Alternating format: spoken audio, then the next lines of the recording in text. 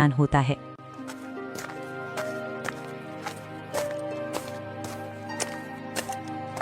मालिक, मैंने सुना है कि आप किसानों को जमीन ठेके पर देते हो। अरे हाँ भाई, तुमने बिल्कुल ठीक सुना है। मैं अपनी जमीन किसानों को ठेके पर देता हूँ। मालिक, आप मुझे भी अपनी जमीन ठेके पर दे दीजिए।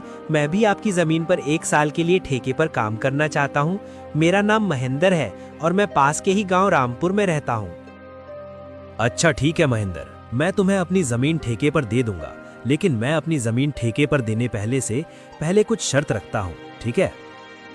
ठीक है मालिक, मैं आपकी शर्त मानने के लिए तैयार हूँ। बताइए आपकी क्या शर्त है? शर्त यह है कि तुम्हें मेरी जमीन पर काम करना होगा और 1 साल के बाद उस जमीन पर जो भी फसल उगेगी उसका आधा हिस्सा तुम्हारा होगा और आधा हिस्सा मेरा होगा। जी ठीक है मालिक, मुझे आपकी शर्त मंजूर है। जमींदार से जमीन की कागजी कार्रवाई करने के बाद महेंद्र अपने घर चला जाता है।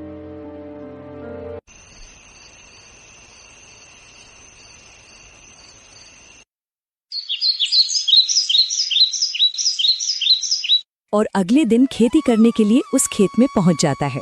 चलो, अब जमींदार साहब से जमीन तो ले ली है, अब इसमें खेती करना शुरू कर देता हूँ। उम्मीद है इस जमीन पर अच्छी फसल होगी। मुझे इस जमीन पर बहुत मेहनत करनी होगी, तभी मेरे लिए कुछ बच पाएगा। महेंद्र उस खेत पर दिन रात मेहनत करके फसल उगाता है।